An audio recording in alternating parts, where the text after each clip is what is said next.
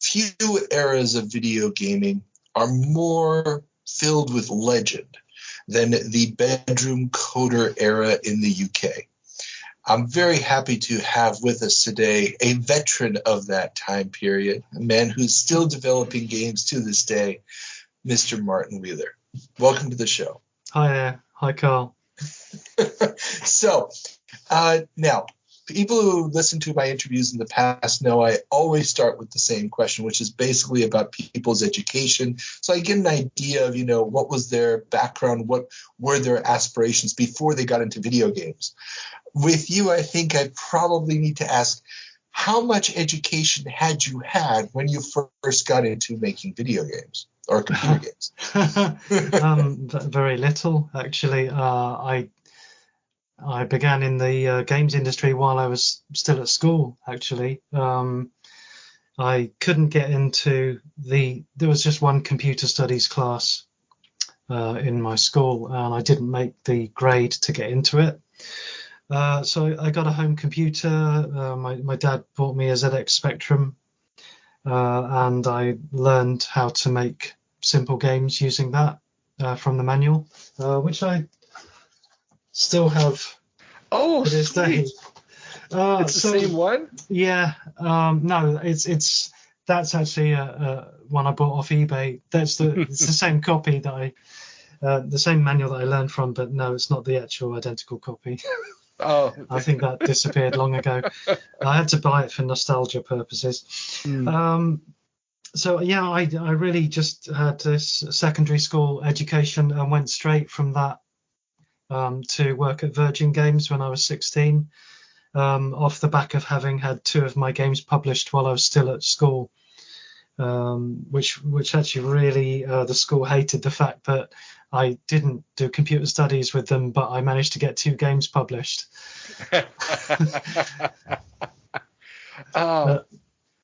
So you've got the ZX81. Now, I gotta ask. I mean, you obviously tried to get into the programming class in school, and you get the 81. Now, what was your idea of what computing was before getting the ZX81, and how did working with that computer differ from your imagination? Well, I really fell in love with computer games because of Space Invaders, and going to the arcade, playing things like Defender, Asteroids, and so obviously computers seemed like a door into being able to make those kind of games. Obviously, the ZX81 was actually my first computer, and for people that don't know, it's monochrome. There's no color. There's no sound. It's very, very simple, and little more than a calculator. However, people did make some great games for it, and I think that's what really got me interested in trying to make my own games. So by the time the Spectrum came out, which obviously had color and sound, I was able to make something a little bit closer to what I would have experienced in the arcades at the time. Certainly nothing as polished, but I was able to make colourful sprites move around and jump about. So which was really what I wanted to do. I wanted to recreate the games I was playing in the arcades. Gotcha. Now, your first game that gets published, and correct me if I'm getting the timeline wrong here. It's Sorcery, correct? Yeah, that was a second game, actually. Second before that, there was one called Dr. Frankie and the Monster, which is basically a sort of riff on, it's like Pac-Man meets Donkey Kong. It's really, really flickery, made in compiled BASIC, using only the user-defined graphics on the ZX Spectrum. Oh wow! It's got about 8 levels or something, and it's very amateur. But Virgin liked it enough to publish it, and they gave me a check as well. I think I might have earned a small amount of royalties on it as well. And Sorcery followed that, which was another kind of platformy type game with a sort of adventure angle to it.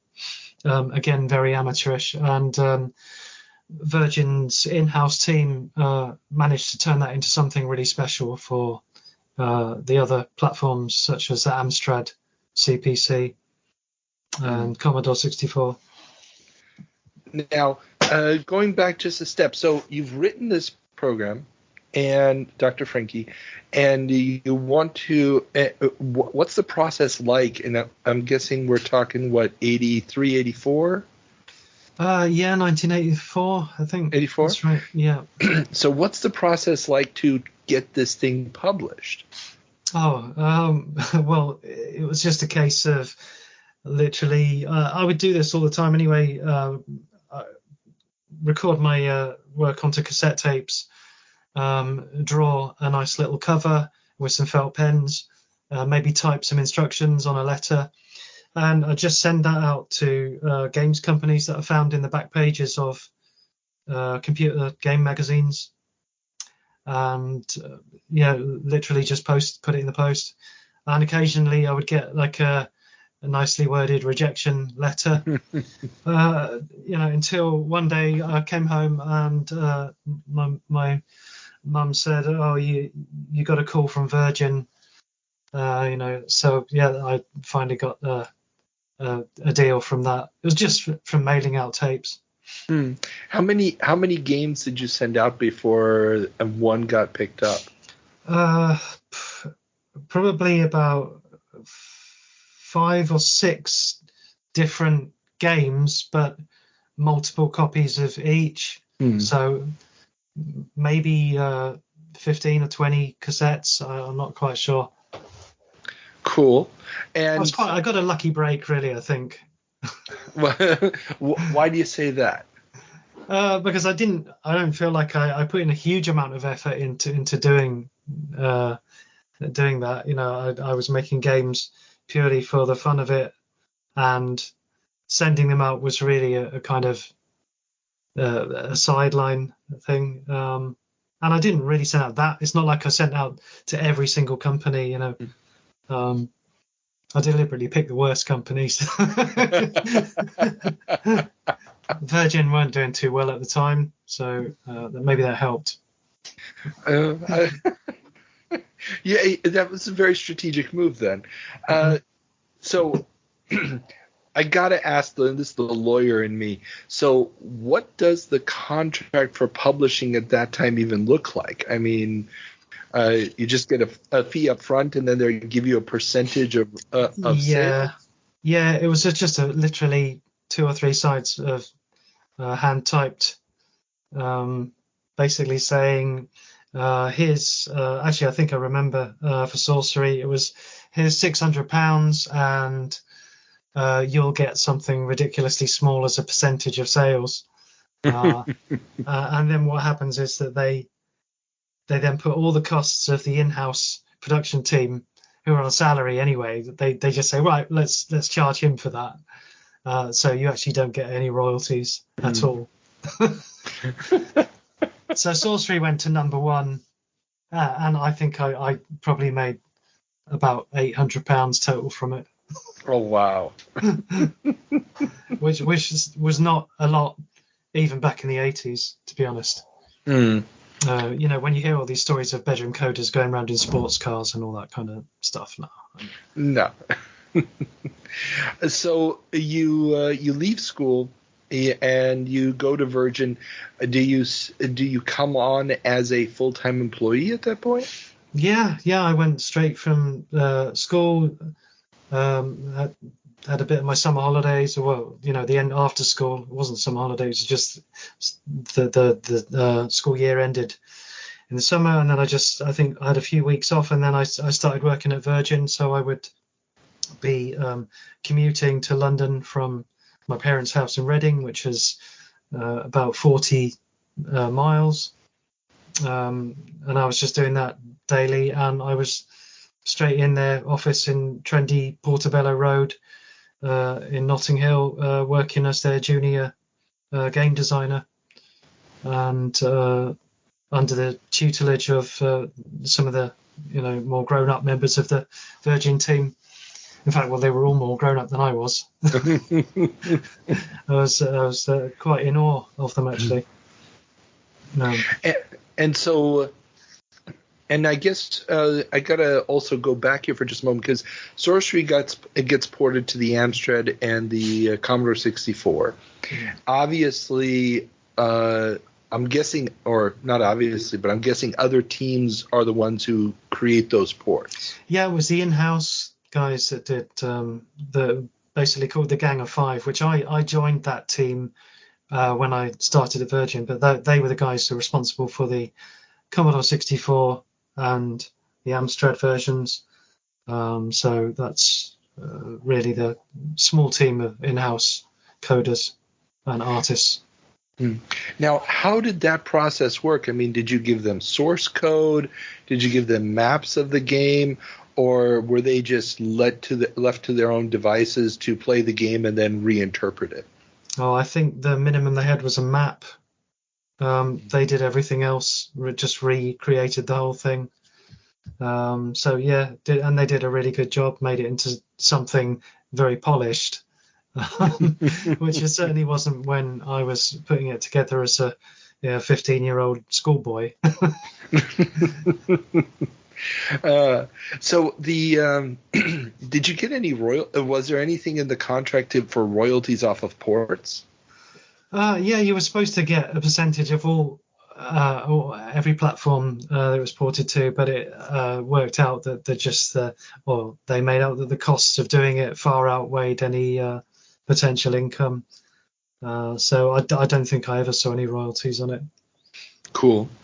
So when you get to Virgin, are you still, and you become a member of the Gang of Five, are you still just working on the Spectrum, or are they using you for all the available platforms? It was mostly the Spectrum, because the first big thing I did when I joined Virgin was to do the graphics and the design for Dan Dare, the Pilot of the Future game, which was a really big hit for them.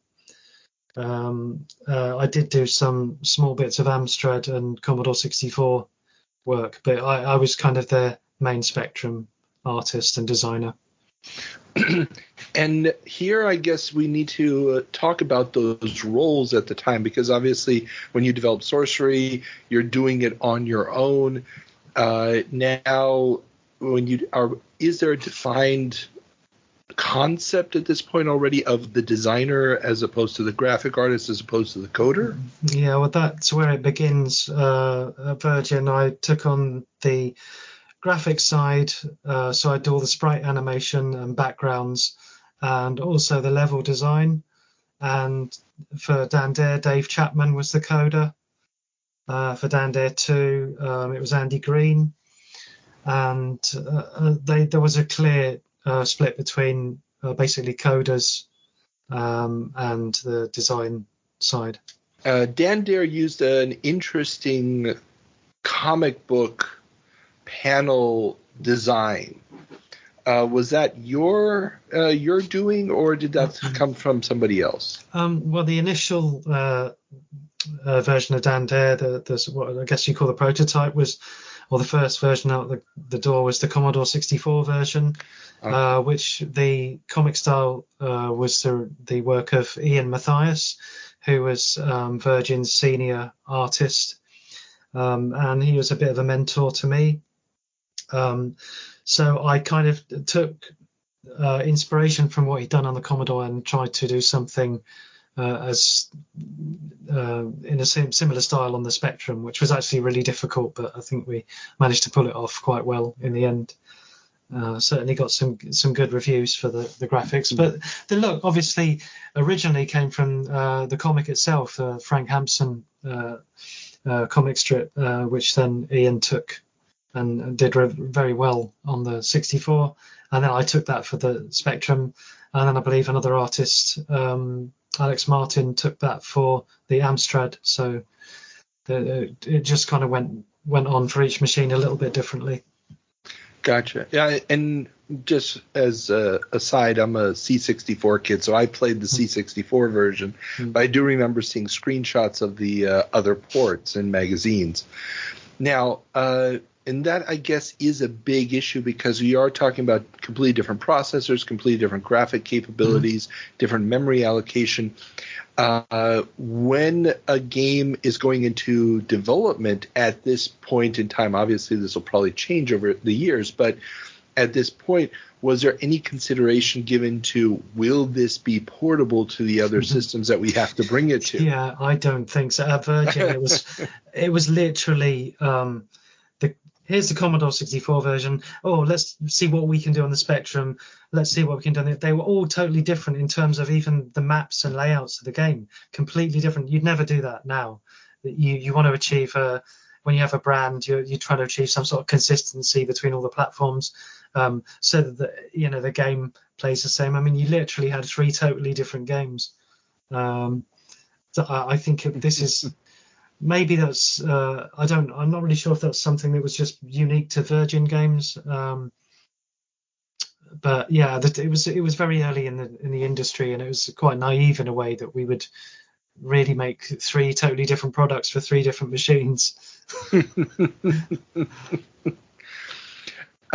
So now, obviously, Dan Dare is not the only game with a license, with a pre-existing license that you worked on. I guess I want to start with Dan Dare, but then see how this evolves over time. But how much control did the license holder have over the content of the game at that point? Was there any supervision to make sure that it stayed true to the original comic?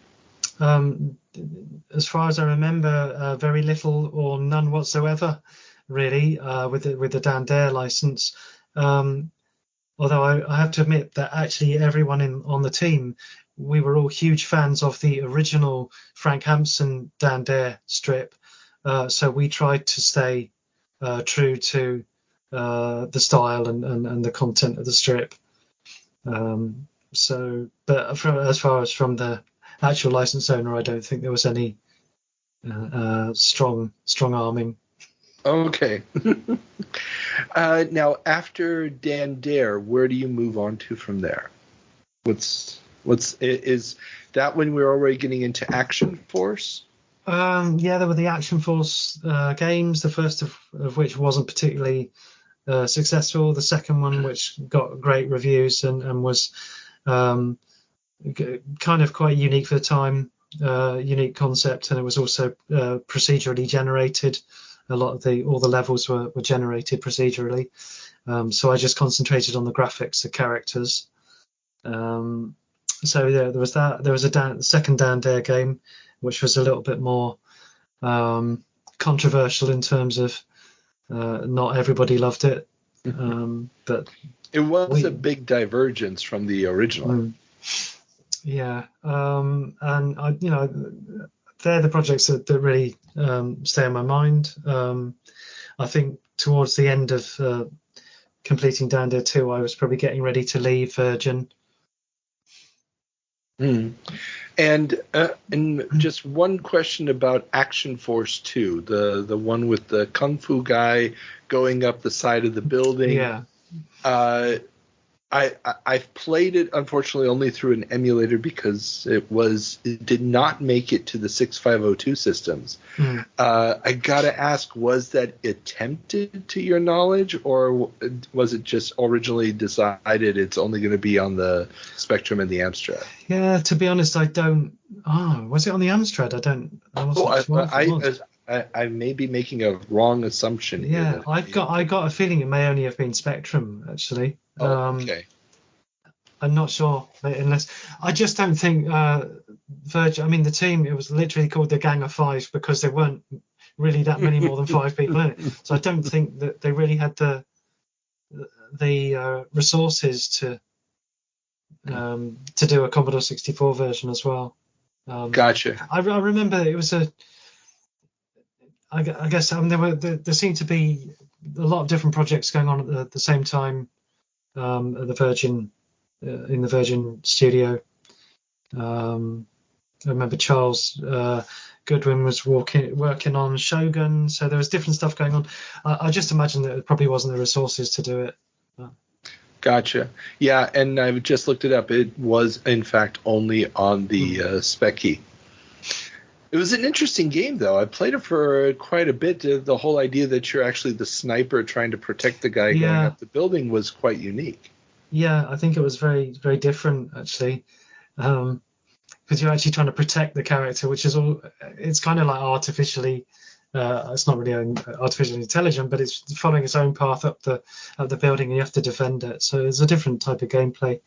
I think maybe the only thing that's similar was there was a game called Prohibition, which came out sometime before, but that didn't have the element of trying to protect a character. Yeah, that was just moving around a 1930s cityscape shooting stuff. It was just literally shooting stuff, but I think this was interesting because you had to protect someone while bumping off their enemies. We had fun with it anyway. Yeah, definitely an interesting title. So you leave Virgin and you end up at System 3. And correct me if I'm getting any of the timeline wrong. Yeah, no, I mean, there were a few things I did in the meantime between Virgin and System 3, but I did end up working there for a time as a freelancer. It wasn't a particularly happy experience, I have to say. Just being a freelancer as opposed to in-house no, working with System 3 didn't really go down very well. I think it was I had problems with getting paid. I was literally eating moldy toast.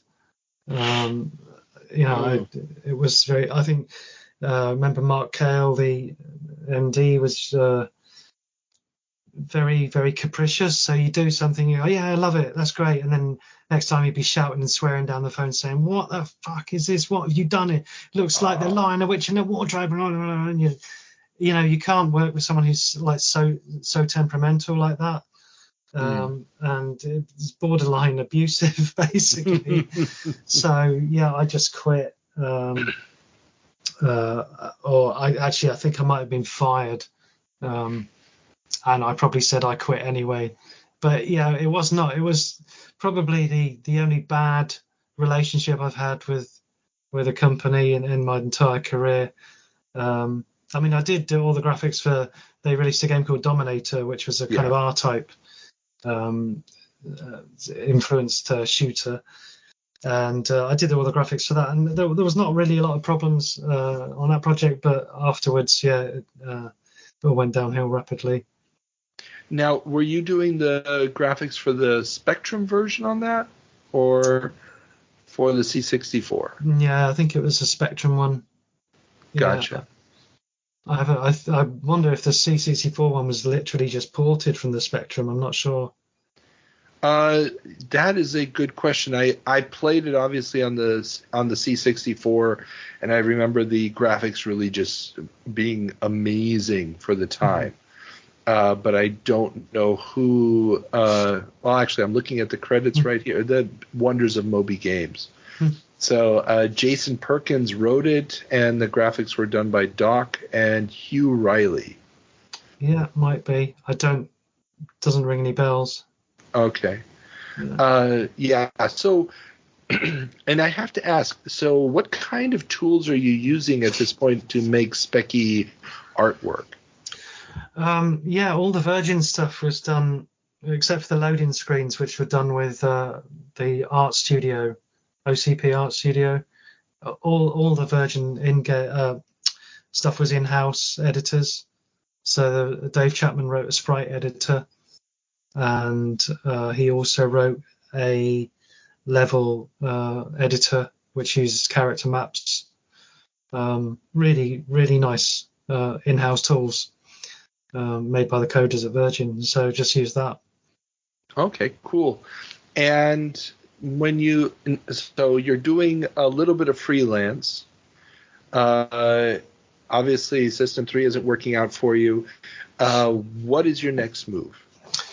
I think around the end of working for System 3, I actually got pneumonia and was really ill. And I think I kind of just gave up on games for a while. I just felt really negative about it. I started. I joined or formed an indie band with my friends, and just sort of tried to do music for a couple of years. Actually, I think.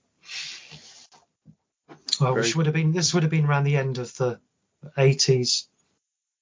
Sort of around that. I remember it was around the end of the 80s. So I'd have been doing, college band kind of stuff, rehearsing, partying. Yeah, I actually after System 3, I actually got a part-time job as a hospital cleaner. Oh wow. Yeah. So I kind of thought that was probably the end for me in games. It was. So it would have been, I was doing in a band, cleaning hospitals until the beginning of the 90s, when Game Boy came along. And I got a call from Bit Studios. Someone had recommended me as a bitmap artist. So I went along to have an interview with them and got a job working on Game Boy stuff.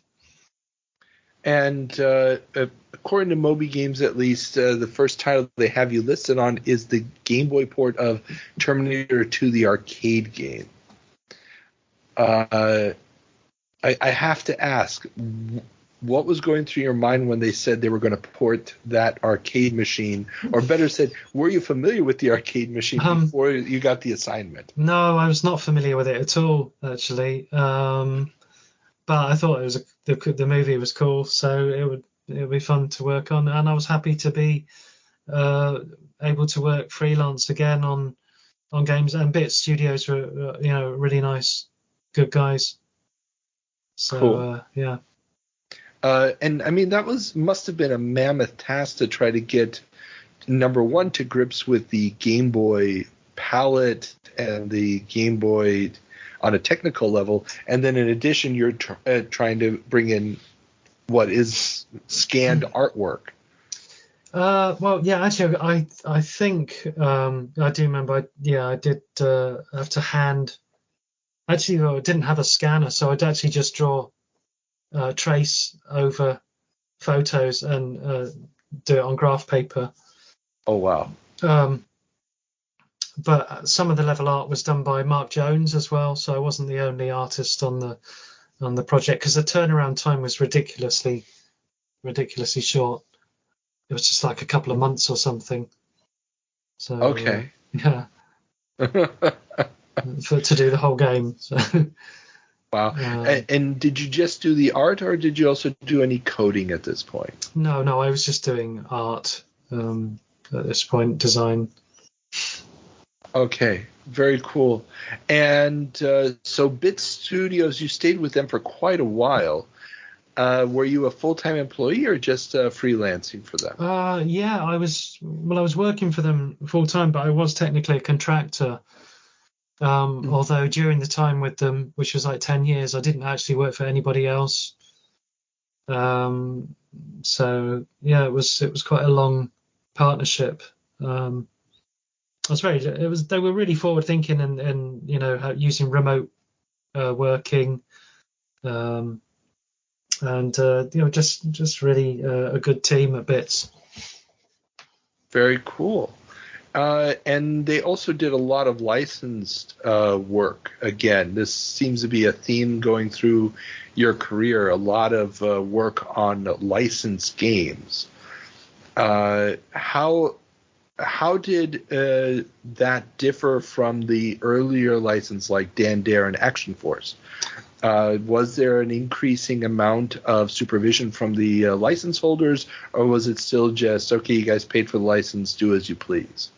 I think it was probably a little bit tighter than it was with Virgin in terms of control. I remember for Terminator, the artwork had to be approved by Linda Hamilton in particular. So I remember I had to redraw her hair like 3 or 4 times before on that tiny screen before she said, yeah, that's okay. Oh, wow. Now, Yeah. I'm looking at it right now, and there'll be links to this for listeners in the show notes. It does really look like Linda Hamilton. it's not bad for the size. I think the cameos for Alien 3 were possibly a bit better, which was another one I did shortly after. But yeah, it's not bad. It's quite difficult to do stuff in that resolution and limited palette. It's very, very impressive. You also did Spider-Man and Wolverine while you were there. Yeah, there was two Spider-Man Game Boy titles, and I did some of the graphics on Wolverine as well. Yeah. But the Wolverine one was, I believe, a Super Nintendo title. Yeah, so that's right. That must have been a completely new freedom, if you will, as far as use of colors and so forth is concerned. Yeah, technically. I mean, it's the most sophisticated system I'd used, I think, at the time. Was the transition difficult, or? Yeah, maybe not so much, because thinking about it, I had done some stuff on the Atari ST. Okay. So it's not a million miles away. Yeah, you have a lot more colors, better resolution, but whether it was easier or not, I don't know. In some ways, it was more difficult. Now, were there any kind of issues as far as pipeline and project management that took you by surprise when moving from computer software to console software? No, I think I was quite insulated from that. It's more the coders that had to deal with all that side of things, like the SDKs and things. I don't really think there was too much for me to worry about as a graphic designer. Okay. Did they ever tell you, okay, all the graphics have to fit into a certain size and you had to work around those limitations, or did you just basically create everything that the design required and then didn't worry about it beyond that? No, I think, again, because Bits had in-house tools, so you basically you could see how much space you had. Again, with like the level backdrops, you can see how many blocks you've got to make your level out of. So I don't remember there being any real issues with that kind of sort of memory management or anything like that. Same with number of sprites and things. I probably did get told not to go crazy or whatever. I remember it's probably harder with the Game Boy doing stuff like that, particularly on Warlocked. There was some really clever coding going on in the background to display that many sprites on screen. Actually, writing the sprite graphics to the background and when they're not moving and stuff like that. So it was, but again, this is all the coders' nightmare, really. And I do have to ask about Warlock, because it is a fascinating piece of software. How did your involvement with that project begin? It's hard to recall exactly. I know that there have been talk at Bits of, could we do a real-time strategy game on Game Boy, on handheld? Was it possible? So I think maybe with someone, probably Steve Clark, got a demo together, and I think we must have pitched it. I remember actually Bits pitched it to Blizzard, who made Warcraft, and asking if we could do a Game Boy version of Warcraft, but they weren't interested. So we went ahead and tried to do our own kind of thing and throw in a bit of a Pokemon style collecting aspect to it. And it just grew organically, and it was great to be able to work on something that wasn't directly involved with a license, so we had more freedom to do what we wanted. But yeah, I don't remember the complete origins of how that all came about. Again, there was quite a lot of luck involved. Mm-hmm. Yeah, I mean, I remember reading about it when it came out, and all the magazines and the websites were raving about just the technological achievement, plus the fact that it worked and played well, and the graphic style was also I'm guessing a mixture of both talented design, but also the restrictions of the machine, with the characters being the little squat, large head sprites and so forth. Was like you said, it wasn't an existing license, so you had more free reign. Did that add extra time to the project, or did it actually make the project go faster because you didn't have to get approvals and stuff? I think it made things go faster because we could automatically see, well, okay, like you say with the characters, well, we gave them bigger heads proportionally because you're looking down on them supposedly a little bit, and also because it helps you to identify them more easily. And we wanted the game to look quite cute as well, so we wanted them to have recognizable faces, rather than seeing little tiny stick men with spears or whatever. So I think the fact that we had some freedom actually gave us it helped us to be more economical in terms of not having to get stuff approved, and we could just see what worked. Definitely. Very cool. Now, I have seen in some of the old magazines mentions of a Warlocked 2 being worked on. What was there a sequel in the making? Yeah, there was. It was slightly different, a bit more arcadey, so it'd be more like a Gauntlet style game, so you had some arcade elements to it, but ultimately we couldn't find a publisher for it. I think it was just one of those things. Warlocked, despite all the great reviews, just slipped under the radar, and I hear the sales figures were not very good at all, which is a shame, because it really didn't have any competitors when it came out, and there was no other real-time strategy game really until Advance Wars came along later. Just surprisingly, or maybe unsurprisingly, the sequel didn't get the green light. That's too bad. I mean, it would have been interesting. Now, you mentioned Advance Wars. That was on the Game Boy Advance. Quick question. And we talked about you getting your first introduction to computers through arcade games. Did you, throughout this entire period, continue to play games? Were you still a gamer even when you were working in the industry? Yes, but probably different games to the ones I was making. I think the parallels would be I did play Warcraft, the original Warcraft games, so I was a fan of that. So some real-time strategy, obviously, which is again why Warlocked was an enjoyable project, because I wanted to see if we could bring all the key elements of a game like Warcraft onto such a small screen and handheld controls. I was also playing stuff like Doom, going back a bit earlier, things like Carrier Command, but again, different games to the things I was making. Gotcha.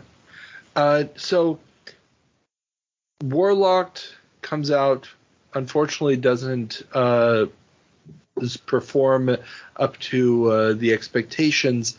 Where does your career take you from there? I think after Warlocked I started working on some more console stuff for Bit Studios, but that would have been coming up to the point at which I ended up leaving the company, which was it was just a policy decision they had, that they suddenly wanted everyone to come and work in-house. And this was at a time I just moved 200 miles away from where they were located. So I was living up in York, so I just couldn't do that. So that was the end of my tenure at Bit Studios. So I think the last thing I worked on for them would have been something like Constantine, console game.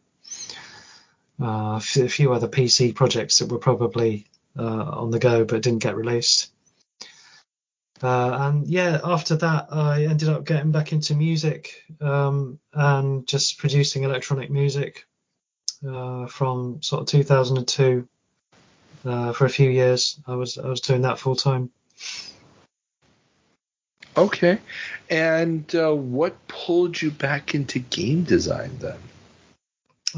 Probably would be the arrival of Unity as a tool that allows you to make games, and also my interest in I started to experiment with, before Unity came along, I started to experiment with ActionScript, Flash, with a vague idea of doing some small games. But when Unity came along, I thought, I could maybe get back to making games entirely on my own again. So I started to learn to do Unity script and then C#. Okay. And what was your goal with it? I mean, was it just, okay, let's try to make something that will sell and generate some cash? Or was there a particular itch as far as genre or what you wanted to say with the games that you wanted to scratch? I think I just wanted to get back into making games for my own pleasure, and to see what I could do. The first game I made with Unity was Surveillant, which I managed to release on iOS, which is obviously influenced by Jeff Crammond's classic The Sentinel. I tried to put a more of a urban, nightmarish totalitarian slant on it by using a CCTV camera instead of this sort of more abstract figure. I think I was just revisiting that sort of feeling of that I had when I was a teenager making games in my room. I just wanted to get back to make something playable and see what I could do. And I always liked that idea of the Sentinel, of a hide and seek kind of thing. And I probably figured that it was within my coding ability at the time to do that. Gotcha. And the Sentinel is a game that is criminally neglected in too many corners nowadays, unfortunately. Okay, now a lot of your work nowadays revolves around VR, if not exclusively at this point. Yeah, the most recent thing I've done is VR. That's the PSVR ambient exploration, adventure, separation, which was just again a solo project, quite a personal thing. I wanted to make something that was I love VR. The experience of being able to look around inside the game world is fantastic. It just beats moving a mouse to explore it. Just looking around is the thing that really got me into VR. So I just wanted to create some kind of space that I could explore without any kind of enemies or any threats, basically. So I wanted to make something kind of peaceful. And I pitched that to Sony at the time when they just launched PSVR. It was a good timing, and luckily they were interested in helping me to do that. So it did take quite a lot longer than I thought. I probably spent about 4 years making it. Wow. And also I couldn't also work on it full time. So, that's another reason it took so long, due to needing to pay the rent and stuff like that. So, that's definitely an area I still would like to work in. I do find VR very exciting, but actually I also realize that it does exclude quite a few people, and a lot of people don't particularly like VR. It makes them feel nauseous. So I'm hoping I can at least make a special edition of Separation to release on PC in non-VR, hopefully at some point this year. But again, it's something I'm having to do in spare time, really. Gotcha. So the I guess, like you said, VR does exclude a lot of people. Also, it's not the most widely available platform out there. So I'm guessing the economics of selling a VR game are maybe not spectacular at this point. Well, I think it depends. I know some small teams have made millions from VR titles. If you happen to make a really amazing zombie shooter, everybody wants that. It's one of those things. Separation's probably a little bit too left field and obscure for most people who are into VR, because it doesn't really appeal to your typical VR player, which is why I would like to try and get it onto flat screen, because I think it will appeal more to people that play things like The Witness or Myst. But I think for a certain niche, VR could be really profitable if you've got the right game. Probably not a format that you have to. It depends what you release on it. I think there's definite potential for games to be successful on VR, because there's less games to compete with. So there's a lot of possibility. And you may also have a higher willingness of the VR users to actually pay for software, because they've already paid for a VR setup. Yeah, I guess that's true as well.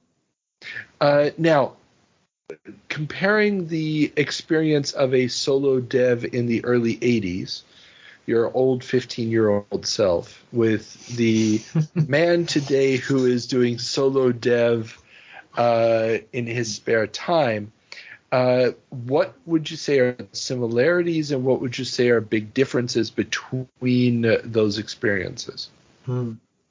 I think the huge difference now is that you're no longer so alone with obviously the internet, user forums, Discord. There's always someone who can help you if you get stuck with a technical problem, a shader issue, or whatever. There's usually someone you can speak to, whereas before it was very much a case of you're literally in your bedroom with a few books. It was a very different way of doing things. We're a lot more connected now. Other than that, in terms of if you're making games yourself, the whole process of discovery is still the same, and you're still coming up against the same technical issues of can I make it run at X frames a second? Obviously, no one made games that ran at 60 frames a second back in 1984, but we still have those same technical limitations to overcome, because no matter how much better the hardware gets, you're always filling it up with more stuff. Or you expect better and better visuals, so there's always a struggle to do that. So the main thing is it's still a struggle to achieve whatever your creative vision is, to actually translate that into a playable game. It's a challenge. Gotcha. Now, looking forward, would you ever see yourself going back to working with a team, or is there something special about the solo dev approach that you find so appealing that you wouldn't go back? Yeah, I'd love to work with a team again. I mean, I have worked with teams obviously during my career a lot, and it's great. With the right team and the right project, it's nothing better than working on a team. I don't choose to do stuff on my own for anything other than practical reasons. Really, I don't have the funding to pay anyone to to help me, so I have to do it myself. It's literally that's all there is to it. Gotcha. It does mean I can do whatever I want, though. This is true. With the rise of a lot of retro gaming and stuff, would you consider doing a solo dev project on old hardware? Yeah, I would be quite up for doing something like that.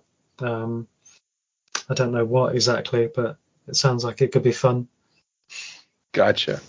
Okay, I have one final question that I ask all of my interview subjects, and that is, looking back at your career, what was one trend that you thought was going to be huge that ended up going nowhere? And what was one trend that became huge that you did not see coming? Wow. Yeah, that's kind of difficult because it assumes I was even thinking about the future that much. To be honest, I'm not sure whether I was looking towards the future. I was kind of always just focused on whatever we were doing and not really. I mean, I always imagined that the visual fidelity of games would get better, that the technology would massively increase, and the games would eventually start looking real. And I think in some ways that I find that a little bit worrying concern that we're getting to this borderline. There's still this uncanny valley when you look at computer generated visuals of people. They're not quite real and it looks a bit weird, but we're getting to this point where it's actually getting impossible to distinguish between computer generated imagery and real life. And I think that's something that worries me looking at the future, because I think at heart I've always preferred a stylized or an artistic look to a game. So I find this sort of idea that games may all become photoreal at some point in the future a little bit alarming. I also think it could affect people negatively in terms of their mental health, because they're not really able to distinguish between fantasy anymore and this digitally created reality. So yeah, maybe the trend that I didn't see coming was like quite how realistic things were going to look. I think I've always imagined that something like VR would come along. In fact, I mean, back at Bits, we worked on some prototype VR hardware. I forget the name of it, but it was really, really laggy.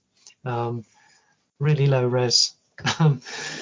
So yeah, I don't know if that answers your question. I'm trying to think of something that I thought that would be huge, and then didn't really happen. Yeah, nothing really comes to mind. I don't think I've had any thoughts that, well, this is going to be something massive, and didn't. I'm probably surprised more by things that have become huge. I guess the way multiplayer, massively multiplayer. I didn't really think something like that was going to come along. The games will become so orientated towards so many people playing at the same time. It does feel like sometimes like a single player is something that like is just what old people do, like me. You're guilty as charged over here as well. There's something about the bespoke level design and the really well thought out plot of a game that's been written with a beginning, middle, and an end that you're just not going to get from an MMO that has to keep going forever. Yeah. But yeah, definitely. I mean, if you play something like Journey or like a PlayStation game, Ico or Ico, as you pronounce it, something like that, with it's got such an atmosphere and the narrative's not in your face. This is something I really love. It's almost like being in a story or a poem of some sort. It's got an emotional resonance to it without being verbose, if that makes sense. It's through the imagery of the game. So I love things like that, and I don't feel the same about all the kind of multiplayer stuff online. Like my son likes playing Fortnite. I understand why, but it's not something that would appeal to me. Obviously, I don't know whether it's to do with my age or whether if I would have loved that when I was younger. I can't tell. I guess I might have used to enjoy LAN parties playing Doom, so it's possibly not too different. Yeah. But okay. that would have been off the back of playing Doom single player all the way through to the end. It was an extra bonus thing. Yeah. Yeah, that's true. I mean, it's the multiplayer was just kind of revisiting what you had already played in single player back in the day. Okay, Martin, is there anything I should have asked you that I didn't ask you? No, I don't think so. Nothing comes to mind. I don't think there's anything you missed. Okay, cool. Well, thank you very, very much for giving me your time. This has really been an interesting insight into a little corner of the world and a type of industry that doesn't really exist anymore, or not, at least not in that sense. And it's kind of cool to see that your solo dev is keeping a little bit of that spirit alive, I'd like to say. Yeah, I'm trying to keep on with it.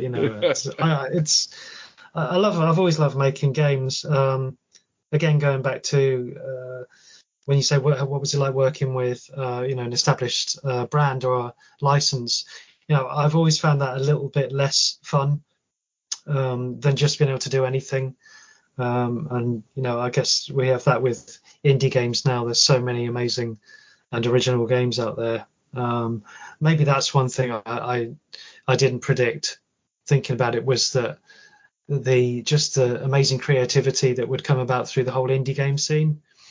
That's been something that's been a really pleasant surprise. Yeah, definitely. I mean, digital distribution has just completely made that available. To say nothing, of course, of cell phones. Yeah, indeed. Yeah, didn't see that coming either. Yeah. If you look at like science fiction generally, before cell phones, I mean, there's hardly any sci-fi with people with using mobile phones. You've got like Star Trek, which has got communicators, but lots of other stuff. I mean, you watch Blade Runner. I mean, Deckard's in a bar and he has to go and use a public payphone to call someone. That's true. It's one of those things that wasn't really predicted as so imminent. And yeah, you've got flying cars, but yeah, nobody has a mobile phone. Oh, and that wonderful Zoom technology on his home computer to look at the photo and stuff. Yeah. Yeah, that was cool. Love that movie. Okay, Martin, thank you very much. Where can everybody find your current work? I guess you can probably go to recluseindustries.com, which has got some links to my latest stuff on it. Or you can get me on Twitter, which is at recluseindie. Perfect. I will put all those links in the show notes below. Okay, thank you. Okay. Have a good evening. Well, thanks for speaking to me, Carl, and have a good evening as well. I hope you've enjoyed another Video Game Newsroom Time Machine interview. You can leave us comments on Twitter, Instagram, and if you like what we're doing here, drop us a couple of bucks on Patreon. All the links are in the description below.